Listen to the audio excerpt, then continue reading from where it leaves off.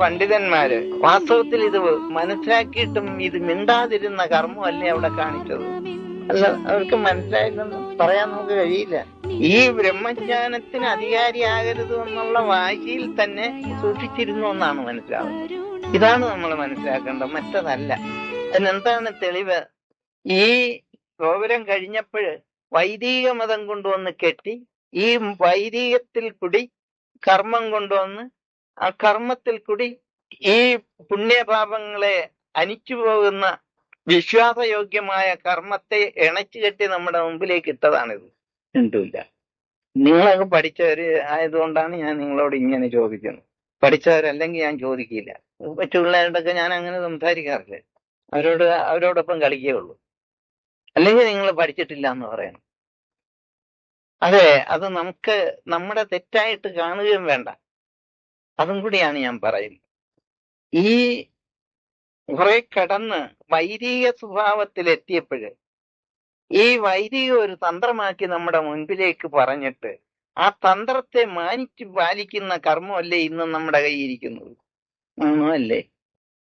ഇപ്പം ഗുരുവായൊരു മേൽശാന്തി എന്നോ തന്ത്രി എന്നോ എന്തോ പറയും. അതുപോലെ എല്ലാ സ്ഥലത്തും അങ്ങനെ തന്ത്രിമാരെ പിടിച്ചു കെട്ടി വെച്ചിരിക്കുന്നു. ഈ തന്ത്രി എന്താണ് നമുക്ക് വേണ്ടി ചെയ്യുന്നത്? നിങ്ങൾക്ക് മനസ്സിലായില്ല അല്ലേ? ഉണ്ടല്ല. എന്താണ് ഈ പറഞ്ഞ വാക്കിന്റെ അർത്ഥം? ഞാൻ തന്ത്രമാണ് ചെയ്യുന്നത്, നീ അതിനെ ചോദ്യം ചെയ്യണ്ട. കണ്ടാ വാക്കിന് ഏതെങ്കിലും അർത്ഥമുണ്ടോ? അവരില്ല. ഞാൻ ഈ ചെയ്യുന്നത് തന്ത്രമാണ്, നീ ഇതിനെപ്പറ്റി ചോദ്യം ചെയ്യരുത്, ഇത് ഞാൻ പഠിച്ച വകയാണ്, ഞാൻ അത് ചെയ്യും. കുറവുണ്ടെങ്കിൽ അത് പറ.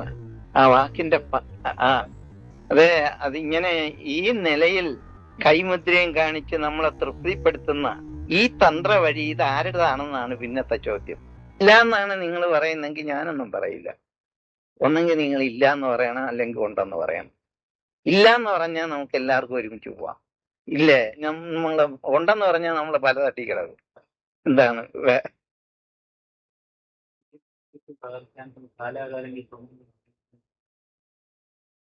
നടക്കാത്തതിന് കാരണം ഞാൻ പറഞ്ഞല്ലോ, നമ്മുടെ പൂർവികന്മാരില് ഈ അറിവിന്റെ ഭാഗത്ത് വരാൻ നിവർത്തിയില്ലാത്ത ഒരു പരിചയം കൊണ്ടുവന്നിരുന്നു. പലർക്കും ഈ ആഗ്രഹം ഉണ്ടായിട്ടുണ്ട്. ഇത് തന്നെ ചട്ടമ്പിസ്വാമിയും നരേണൂരും ശ്രീശങ്കരനും കാണിച്ചതായിട്ടും പറയുന്നു. കേരളത്തിലെ ഒരു 3 ഗുരുക്കന്മാരാണല്ല, ഇവരാരും മോശക്കാരും അല്ല എന്ന് നിങ്ങളുടെ അറിവ് കൊണ്ട് നിങ്ങൾ മനസ്സിലാക്കുക. അല്ലാതെ അവരെ പൊഴുത്തി പറഞ്ഞിട്ടോ താഴ്ത്തി കെട്ടിയിട്ടോ നിങ്ങൾക്കോ എനിക്കോ എന്തെങ്കിലും കിട്ടാനുണ്ടെന്ന് എനിക്ക് വിശ്വാസമില്ല. അതായത് ശ്രീശങ്കരൻ നല്ലതിൽ മാത്രം പോയി, കെട്ടതെടുത്തതേയില്ല. എടുത്തോ? ശ്രീശങ്കരൻ എവിടെയെങ്കിലും കെട്ടതിൽ കയറിയിട്ടുണ്ടോ? ഇല്ല. നല്ലത് മാത്രം കൊണ്ടുപോയി. എന്തോ? അതല്ല, അങ്ങനെ ഒരു വശമുണ്ട്. അതെ, അങ്ങനെ ഒരു വശമാണത്. അപ്പൊ ഈ ശ്രീശങ്കരനെ കൊണ്ടുവന്ന് അവിടെ എത്തിച്ചിട്ട് ഈ ശ്രീശങ്കരൻ തിരിഞ്ഞു നോക്കാൻ വയ്യാതെ വന്നപ്പോഴാണ് എടുത്തിയാടികൾ. ഈ കാര്യം പറയില്ല. എവിടെയാണ് എടുത്തിയാടിയത്? കൊക്കയില്. അതെ. അപ്പൊ ശ്രീശങ്കരനാകെ ഈ സുന്ദരി ലയിക്കാനേ ഉള്ളൂ. ഉണ്ടില്ല. അതാ, അങ്ങനെയാണെങ്കിൽ പിന്നെ നമ്മൾ എന്തിനും പാടുപെടുന്നു? നമുക്ക് പല സുന്ദരിമാരും ഉണ്ടാക്കാല്ല. മിണ്ടില്ല. ഇതെന്താണ് ഇങ്ങനെ ഈ പറഞ്ഞത്? ഇപ്പൊ ത്രിപുര സുന്ദരിയിൽ അണഞ്ഞെന്ന് പറയുമ്പോഴേ എന്താണ് ഈ ത്രിപുരസുന്ദരി എന്ന് നിങ്ങൾ പറയുന്നത്? അത് എവിടെയാണ്, എങ്ങനെയാണ് അത് കൈകാര്യം ചെയ്യേണ്ടത്, അത് എങ്ങനെ എടുക്കാം എന്ന് പറയുമ്പോ അതിന് മുടഞ്ഞു കൊണ്ടുപോയി 7 ഭാഗവതമായിട്ട് 7 കാണ്ഡങ്ങളായിട്ട് ചിത്രീകരിച്ച് വെച്ചിരിക്കുന്നു. ദേവി ഭാഗവതം അങ്ങനെയല്ലേ വെച്ചിരിക്കുന്നു. അത് നിങ്ങളാരെങ്കിലും കണ്ടിട്ടുണ്ടോന്നറിയാം. 7 ഭാഗവതം പോലെ 7 ഖണ്ഡങ്ങളായിട്ട് തിരിച്ചിരിക്കുക. ഇതുകൊണ്ട് അവരും അദ്വൈതം സ്ഥാപിച്ചിരിക്കുന്നു. എന്ത് മിണ്ടില്ല. ദ്വൈതത്തിന് വല്ല സാധനമുണ്ടോ? പിന്നെ ഇത് ഉള്ളതുപോലെ ഒരാള് ഇതിന്റെ ഇടയ്ക്ക് പറയുകയും ചെയ്തു. ആരാണ്? മാധ്വൻ. ദ്വൈതവാദം. ആ ദ്വൈതവാദം എന്താണെന്ന് അറിഞ്ഞൂടാ. അതെ, അത് ഈ പണ്ഡിതന്റെ വലയാണ് കാണുന്നത്. പണ്ഡിതൻ മുടഞ്ഞു വെച്ച വലയാണ് അതിന്റെ മുൻപിൽ ഇങ്ങനെ എടുത്തു വെച്ചിരിക്കുന്നത്. ശങ്കരാചാര്യര് ആ കണ്ടത് ശരിയാണ്. പക്ഷെ അവിടെ ചെന്നപ്പോഴ് അബദ്ധങ്ങൾ പണിത് കെട്ടിയിരിക്കുന്നത് കാണുക. അതാണ് താൻ എടുത്തു ചാടിക്കളഞ്ഞത്. ഇത് തന്നെ ശ്രീശങ്കര മാർഗം എന്ന് പറഞ്ഞ് ഈ കർണാടകത്തിലുള്ള ഇന്നത്തെ സന്യാസിമാരിൽ ചിലരെങ്കിലും എടുത്ത് ചാടുകയാണ് അവിടെ. പിന്നെ ചിലരോട് ചോദിച്ചാൽ പറയും ബദരി നാരായണമാണ്, സമാധി അടഞ്ഞിടമാണ് എന്നൊക്കെ പറയുന്നു. എന്തെങ്കിലും ഒരു സത്യം ഇവർക്ക് പറയാൻ വയ്യാത്ത നിലയിൽ ഇത് മുടഞ്ഞെന്തിന് കെട്ടി? അതെ, ഇതിവിടെ വലിയ കുരുക്ക് പിടിച്ചതാണെന്ന് അബദ്ധമെങ്കിലും പറഞ്ഞൊപ്പിച്ചിട്ട് പോകണ്ടേ?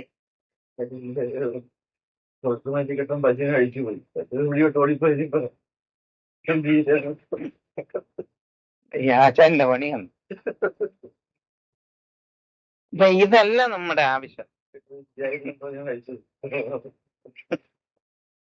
ഇപ്പൊ ഇതുപോലെ നമ്മളിലെ ഒരു രംഗമുണ്ട്. ഈ വീഴ്ച നമുക്ക് മാറിയിട്ടില്ല എന്ന് തോന്നുന്നു. ഈ വീഴ്ച പൊക്കി എടുത്ത് ഇതിനെ വേണ്ടാത്ത കളയുകയും വേണ്ടുന്നത് എടുക്കുകയും ചെയ്യേണ്ട ഒരു കർമ്മം ഇനി നമ്മുടെ ജീവിതത്തിൽ എത്തണോ വേണ്ടേ? ആ എത്തുന്നത് എങ്ങനെ? അതായത് നിങ്ങൾ ഇങ്ങനെ ഒന്ന് കണ്ടോണം. പടി 6 കടന്ന് അവിടെ ചെന്നപ്പോ ശിവനെ കാണാറായി. എന്ത് മനസ്സിലായി? അല്ല, കണ്ടു എന്നാണ്.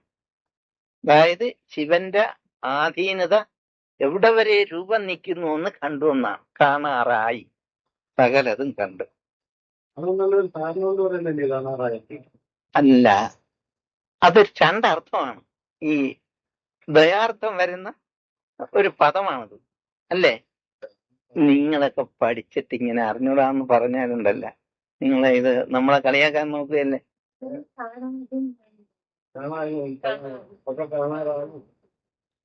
അപ്പൊ എവിടെ നിൽക്കുന്നെന്ന് കണ്ട്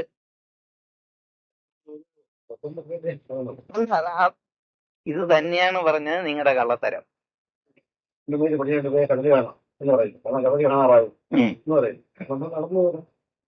എന്നിട്ട് എന്ത് ചെയ്യാന്? എവിടെ?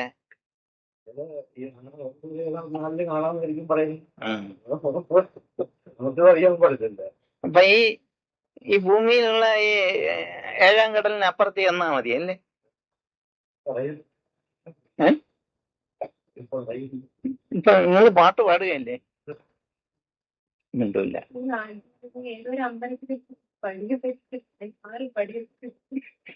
ഇത് പറഞ്ഞു മറക്കാതെ.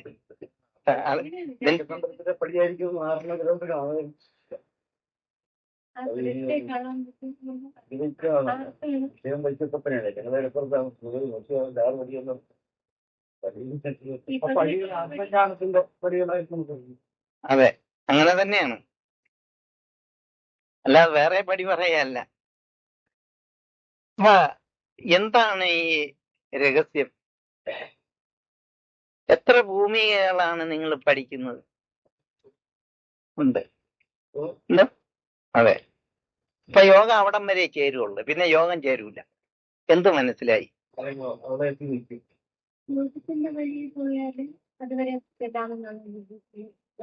ഒന്ന് ശീലിച്ച് ചെല്ലാവുന്ന ഒരു കർമ്മഗതി അവിടം വരെ ഉള്ളൂ.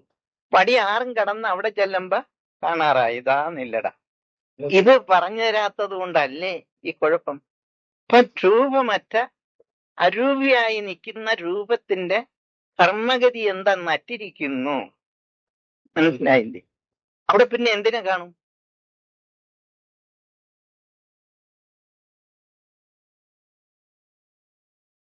സദ്ഗുരുവേശ്വർ ഗുരുധർമ്മ സത്യയാത്ര ഇപ്പം എത്തി നിൽക്കുന്നത് തിരുവനന്തപുരം ജില്ലയുടെ കോവളം ഭാഗത്തുള്ള കുന്നുംപുറം ക്ഷേത്രത്തിലാണ്. ഇവിടെ സുബ്രഹ്മണ്യ പ്രതിഷ്ഠയാണുള്ളത്. ഇതിപ്പം ശിവഗിരി മഠത്തിന്റെ ഭരണത്തിലാണുള്ളത്. ഒരു കാലത്ത് ശ്രീനാരായണ ഗുരു പ്രതിഷ്ഠ ചെയ്ത ഒരു ക്ഷേത്രമാണ് ഇവിടെ ഉള്ളത്. നമ്മുടെ ഗുരു കുറച്ചുനാള് ഇവിടെ ആരാധന ചെയ്തിട്ടുണ്ട്. അതുകൊണ്ടാണ് നമ്മൾ ഈ ക്ഷേത്രം സന്ദർശിക്കുന്നത്.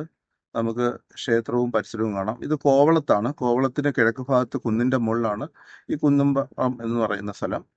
ഇവിടെ നമുക്ക് സുബ്രഹ്മണ്യ സ്വാമി ക്ഷേത്രവും അതിലെ മറ്റു കാര്യങ്ങളും കാണാം. ഇത് യൂട്യൂബിൽ സെർച്ച് ചെയ്ത് കഴിഞ്ഞാൽ ഈ ക്ഷേത്രമായിട്ട് ബന്ധപ്പെട്ട ശ്രീനാരായണ ഗുരുവിന്റെ ചരിത്രം എങ്ങനെയാണ്, ഏത് കാലത്താണ്, എന്തൊക്കെയാണ് ഇവിടെ നടന്നത്, ഇതിന്റെ ഒരു കഥ, ഇതിന്റെ ചരിത്രം നമുക്ക് യൂട്യൂബിൽ നിന്ന് അറിയാൻ കഴിയുന്നതാണ്.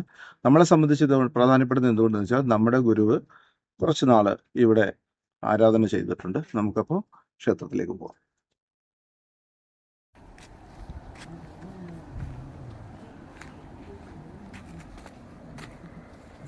എന്റെ പിന്നിലായി കാണുന്നത് അറബിക്കടലാണ്.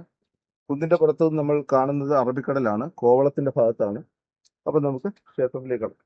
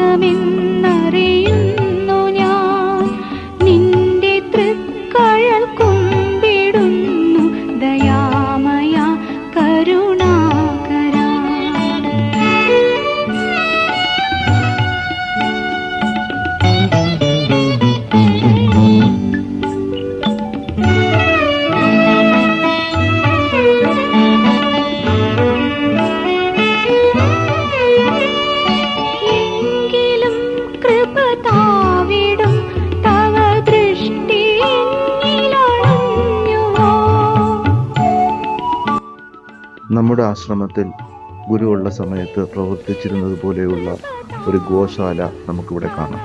ഈ ഗോശാല സന്ദർശിച്ചപ്പോൾ നമ്മുടെ ആശ്രമത്തിലെ പഴയ ഗോശാലയിലെത്തിയ അതേ ഒരു അനുഭൂതി എനിക്കുണ്ടായി.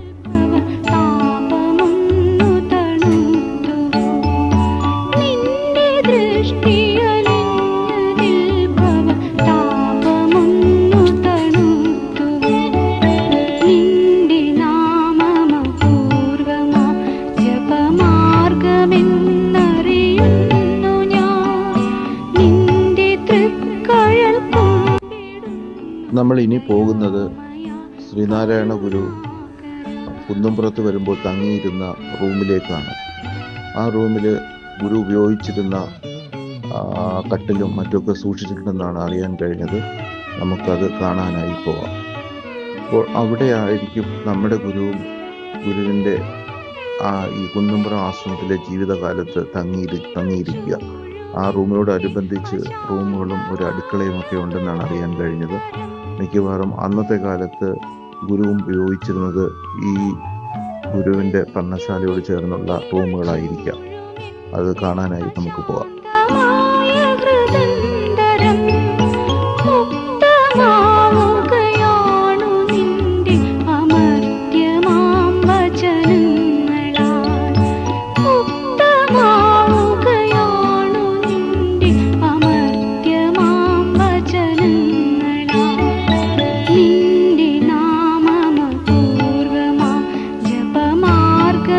ശ്രീനാരായണ ഗുരു ഉപയോഗിച്ചിരുന്ന റൂമാണ് നമ്മളിപ്പോൾ കാണുന്നത്. ഇവിടെ ശ്രീനാരായണ ഗുരുവിൻ്റെ ഒരു പൂർണ്ണകായ പ്രതിമയും ഗുരു ഉപയോഗിച്ചിരുന്ന കട്ടിലും കസേരയും ഊന്നുവടിയും ഒക്കെ നമുക്കിവിടെ കാണാൻ കഴിയും.